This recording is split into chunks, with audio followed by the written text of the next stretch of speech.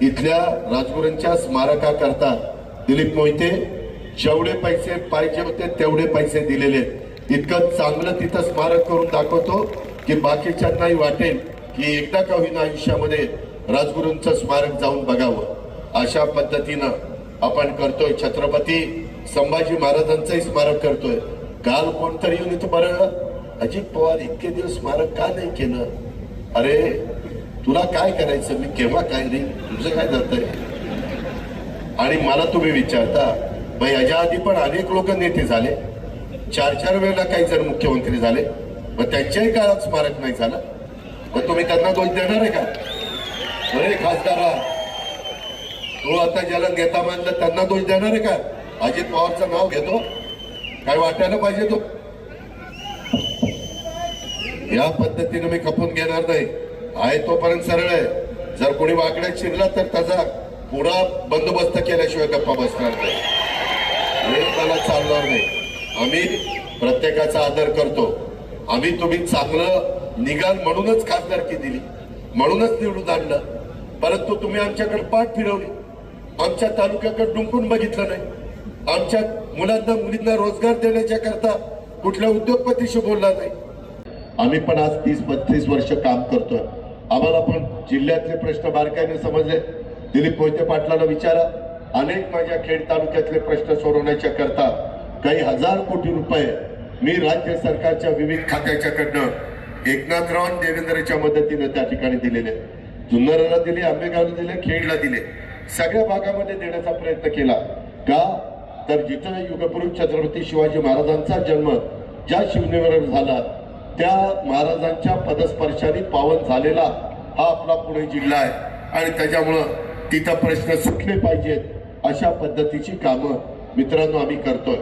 अनेक प्रकारची कामं अजूनही आपल्याला करायची आहेत। याबद्दल आंतरराष्ट्रीय दर्जाचा विमानतळ देखील आपल्याला करायचं झालं, राहिलं खेडला करायचा, पुरंदरला करायचा का कुठं करायचा, कुठं जवळ आहे, त्यामध्ये विलंब झाला, मी मान्य करतो।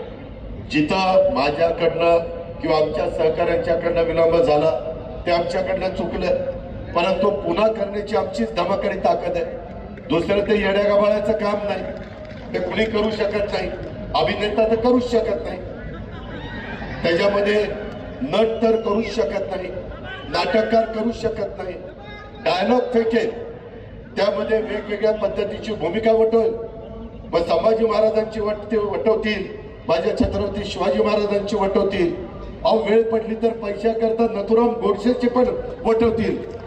काय वाटायला पाहिजे, ज्या नथुराम गोडसेंनी महात्मा गांधीचा खून केला त्यांची भूमिका नथुराम गोडसेची तुम्ही करता, एवढे तुम्ही पैशाला आपापलेला। अरे पैसा काय सगळा कुणी वर घेऊन जाता का? त्याच्यामध्ये काहीतरी त्याला माणुसकी पाहिजे की नाही, परंतु ते काही माणुसकी ठेवली नाही। आणि काल काहीतरी इथं म्हणाले, मीच त्यांना तिथं तिकीट दिलं, निवडून आणलं, खर्चही निवडणुकीचा नियमाप्रमाणे जो असतो तो निम्मा दिलीप वळसे पाटलांनी केला आणि निम्मा या अजित पवारने केला। 1 रुपया खर्च होऊन दिला नाही त्यांचा, पण ती माझी जबाबदारी होती, आम्ही केली। पण आपल्या आदिवासी भागात, माझ्या डोंगरी भागात, माझे जे काही महत्वाचे शेतीच्या पाण्याचे, पिण्याच्या पाण्याचे, लाईनिंगचे, माझ्या केटीवेअर मध्ये काही दुरुस्ती करण्याचे, असे जे काही वेगवेगळे प्रश्न आहेत ते सोडवण्याच्या करता मात्र त्यांना वेळ मिळाला नाही। कारण मला मधून म्हणायचे, माझं मुंबईला शूटिंग चालू आहे, तिथं सेट लागलेला आहे, मग ते त्यांचं वाया जाईल, मग आमचा अडचण होईल। अशा पद्धतीची व्यक्ती मला आपल्याला लोकप्रतिनिधी म्हणून काही उपयोगाची नाही। भावनिक होऊ नका, जातीचा पातीचा नात्याचा गोत्याचा विचार करू नका। हा अजित पवार तुमच्या समोर बोलतोय, मी कधीही, काल माझा आणि राज ठाकरेंची भूमिका वेगळी आहे, त्यांचा मनसे, माझा राष्ट्रवादी, त्यांचं इंजिन आहे, माझं घड्याळ, त्यांचा झेंडा वेगळा आहे, माझा झेंडा तिरंगा घड्याळाचा आहे। पण त्यांनी पण काल सांगितलं, मी अनेक राजकीय नेते बघितले, परंतु अजित पवार राजकारणात आल्यापासून त्यांनी कधीच जातीपातीचा विचार केला नाही, तशा पद्धतीचं राजकारण केलं नाही। कारण आपण सगळेजण त्या ठिकाणी युगपुरुष छत्रपती शिवाजी महाराजांच्या पठडीमध्ये तयार झालेलो आहे। त्यांच्या विचारांनी आपण पुढे चाललेलो आहे. महाराजांनी पण 18 पगड जाती 12 बलुतेदारांना एकत्र करून मावळ्यांना एकत्र करून हिंदवी स्वराज्याची स्थापना केली. हा इतिहास आहे आणि तोच इतिहास पुढे नेण्याचं काम छत्रपती संभाजीराजांनी केलं. त्याच्यात नंतरच्या काळामध्ये देशाला स्वातंत्र्य मिळाल्यानंतर तुमच्या माझ्या महाराष्ट्राची निर्मिती झाल्यानंतर तेच काम आपल्या स्वर्गीय यशवंतराव चव्हाण साहेबांनी केलं, वसंतदादांनी केलं, वसंतराव नाईकांनी केलं. हे आपल्याला विसरता येणार नाही. आणि म्हणून मित्रांनो, आम्हालाही पुढं अनेक महत्वाचे प्रश्न सोडवायचे. 80 कोटी लोकांना मोफत अन्नधान्य द्यायचं. जो माझ्या भारतामधला गरीब माणूस आहे तो उपाशी पोटी झोपता कामा नये. आणि म्हणून त्यांच्या करता 5 वर्षाच्या करता तो कार्यक्रम आपण हातामध्ये घेतलाय. आणि म्हणून मित्रांनो, तुमच्या आमच्या पुढच्या प्रपंचाच्या दृष्टीनं आपल्या खेडमध्ये कदाचित मागच्या काळात भाजप राष्ट्रवादी एकमेकाच्या वेळात ग्रामपंचायतीला लढली असेल, शिवसेना राष्ट्रवादी लढली असेल, शिवसेना भाजप लढली असेल. ते गावचे राजकारण होतं. बाबांनो, माझे हात जोडून आया बहिणींनो तुम्हालाही विनंती आहे, पुरुष मंडळींनो तुम्हालाही विनंती आहे, ते राजकारण इथं आणू नका. ते झालं गेलं, गंगेला मिळालं. ते गावचं राजकारण होतं. तालुक्यामध्ये देखील मार्केट कमिटी आपण एकमेकांच्या विरोधात लढलो, दूध संघ लढलो, बँक लढलो, झालं. परंतु आता देशाचं भवितव्य ठरवणारी निवडणूक आहे. आम्हाला पण सुरुवातीला मोदी साहेबांचे विचार ते कसे काम करतात माहिती नव्हतं. मी विरोध केला होता, मी भाषणं त्यांच्या विरोधात केली. परंतु ज्यावेळेस त्यांचं काम बघितलं त्यावेळेस आज तुमच्या माझ्या देशाला जगामध्ये एक वरच्या क्रमांकावर नेण्याचं काम, जगामध्ये तुमच्या माझ्या भारताची शान आणि मान वाढवण्याचं काम, आज भारताकडे बघण्याचा दृष्टिकोन जगाचा बदललेला आहे. आज तुमच्या माझ्या भारताला जगात 5व्या क्रमांकावर आपली अर्थव्यवस्था पोहोचलेली आहे. ती आता 3ऱ्या क्रमांकावर पोहोचवायची. त्याकरता तुमच्या पवित्र मताची गरज आम्हाला आहे. त्याकरता तुमच्या आशीर्वादाची गरज आम्हाला आहे. त्याकरता तुमच्या पाठिंब्याची गरज आम्हाला आहे. म्हणून शिवाजीराव आढळराव पाटील जे 3दा निवडून आलेले होते, आता 4थ्यांदा चौकार मारायला निघालेले आणि तशा पद्धतीने चौकार मारण्याचं काम आपल्या सगळ्यांच्या मदतीनं करायचंय. आता पावसात सभा घेतलेली आहे. गेली अर्धा 1 तास पाऊस सुरू होता. पावसात सभा चांगली झाली, लोकांनी प्रतिसाद दिला, आपण पाहिला. थोड्या करता लोक थोडीशी बाजूला गेली, परंतु लोक ऐकायला आले होते. त्याच्यामुळं ही जर लोक, त्याला बंद करायला सांगा, त्याला बंद करायचं, ही लोक पैसे देऊन आली असती तर याच्यातलं एकही राहिलं नसतं. ही उत्स्फूर्तपणे महायुतीच्या उमेदवाराला पाठिंबा देण्याच्या करता आणि आम्हा लोकांचे विचार ऐकण्याच्या करता आलेले होते. त्यांना बदल करायचा आहे आणि त्याकरता ते शेवटपर्यंत थांबले आणि आता जवळपास 6 वाजत आली तेव्हा आम्ही सभा संपवली. दादा, पवार कुटुंबाला पावसाचा अनेकदा आशीर्वाद मिळाला. साताऱ्याच्या सभेत साहेब भिजले होते, इथे दादा भिजलेत. हे पवार कुटुंब वगैरे नाही, आम्ही राजकीय क्षेत्रामध्ये काम करणारे माणसं आहोत. आम्ही शेतकरी कुटुंबातले आहोत. त्याच्यामुळं अनेकदा शेतकऱ्यांना पावसात भिजावं लागतं, उन्हात राहावं लागतं, थंडीत कुडकुडावं लागतं. हे आम्ही सगळा अनुभव घेतलेला असल्यामुळं आम्हाला त्याच्यात विशेष वाटत नाही. दादा, काय वाटतं किती लीड मिळू शकते? काय आता मतदान किती टक्के होते ते तर बघू दे, लगेच लीड कुठे काढायला लागली. टक्केवारी काय होती त्याच्यावर आता टक्केवारी मागे आपल्या 3ऱ्या टप्प्यामध्ये कमी झालेली. ऐक जरा, 3ऱ्या टप्प्यात कमी मतदान झालं होतं, त्याच्यामुळे मग साहजिकच लीडवर परिणाम होतो. त्यावेळेस आम्ही सगळ्यांना सांगितलेलं आहे, जास्तीत जास्त टक्केवारी वाढवा मतांची आणि सगळ्यांनी आपापल्या गावांवर लक्ष केंद्रित करा. महायुतीच्या सगळ्या घटक पक्षांनी तसं सगळ्यांनी व्यवस्थितपणे केलं तर टक्केवारी वाढेल. टक्केवारी वाढली तर लीड वाढायला मदत होईल. तुमच्यावरती आरोप केला गेला की तुम्ही प्रत्येक मतदारसंघात जाऊन धमकी देता वगैरे असं. कुणाला धमकी दिली? आणि विरोधकांनी म्हटलेलं आहे. कोण? मला सांग ना कुणाला. शिरूरमध्ये गेल्यानंतर तुम्ही बघून घेईल वगैरे भाषण. नाही, एक मिनिट. मी कुणालाही धमकी देत नाही. मी निलेश लंकेला माझ्या पक्षात मी घेतलेला होता. कोल्हे साहेबांना माझ्या पक्षात मी घेतलेला होता.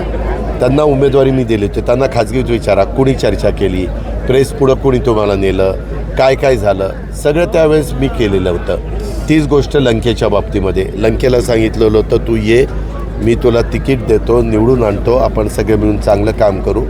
आणि त्यांनी ऐनवेळीस आमच्या जो विश्वास होता आमच्याबरोबर राहिले आणि नंतर माझ्याशी बेईमानी केली.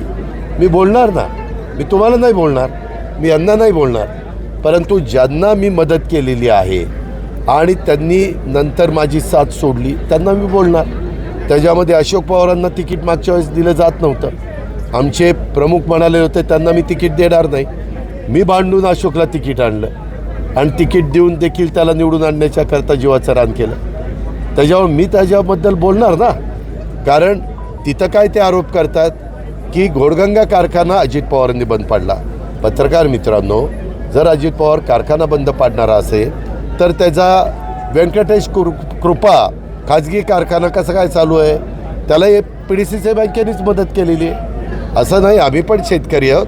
शेतकऱ्यांनी काढलेल्या संस्था चालल्या पाहिजेत, नीटनेटक्या राहिल्या पाहिजेत आणि त्याच्यातनं शेतकऱ्यांचं भलं झालं पाहिजे ह्या विचाराचा. जुने सहकारी तुमच्या बरोबर होते आणि आज सभांमधून तुमच्यावरती आरोप वेगवेगळ्या माध्यमातून कोण केलं, काय केला, काल तुमच्यावरती बरेच काय केलं? ज्या उमेदवारांना पाठीमागच्या वेळेस आव्हान दिलं ते उमेदवार तुमच्यासोबत आहेत. बरोबर आहे ना. मागच्या वेळेस मी भाषणात काय म्हणलं, मागच्या वेळेस मी डॉक्टर अमोल कोल्हेंना उमेदवारी दिली, ती माझी चूक झाली. ते अजिबात जे फिरायला म्हणजे मतदारसंघामध्ये संपर्क ठेवायला पाहिजे. सगळे आमदार अतुल बेनके, दिलीप मोहिते पाटील, दिलीप वळसे पाटील, अशोक पवार हे सगळे सांगायचे की दादा ते येतच नाही, ते भेटतच नाही. चेतन तुपे सांगायचे, महेश लांडगे भोसरीचा सांगायचे.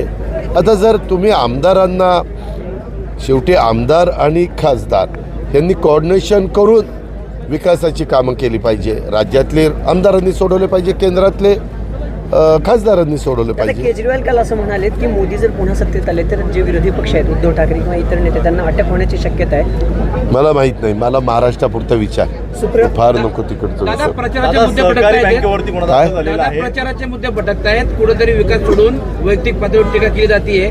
तू आत्ता माझं भाषण ऐकलं, मी विकासावर बोललो ना, मी पाण्यावर बोललो, पिण्याच्या. नाही, विरोधकांनी काय बोलावं तो त्यांचा अधिकार आहे, लोकशाही आहे, संविधान आहे. हां, रोहित पवार बोलले की दादा जर दंबाजी करत असतील तर आम्ही तसंच उत्तर देऊ. दे ना, खोटे खेळायला राजकारणात आलो. ठीक आहे ना, दे उत्तर. त्याने उत्तर दिलं तर मलाही उत्तर देता येईल. PDC बँकेच्या 7 तारखेच्या पूर्वसंध्येला जी PDC बँक सुरू होती त्याच्यावरती अधिकाऱ्यांना खरं तर अधिकाऱ्यांवरती कारवाई झाली. त्यावर सुप्रिया सुळेंनी आज बोललं गेलं की त्या अधिकाऱ्यांवरच्या ऐवजी संचालकांवरती कारवाई होणं गरजेची. हो का, जे कोणी त्याच्यामध्ये दोषी असेल, तो असला तर तुझ्यावर कारवाई करू दे, संचालक असेल तर संचालकावर करू दे, चेअरमन दोषी असेल तर चेअरमन करू दे, CEO म्हणजे चीफ एक्झिक्युटिव्ह ऑफिसर दोषी असेल तर त्यांच्यावर करू दे.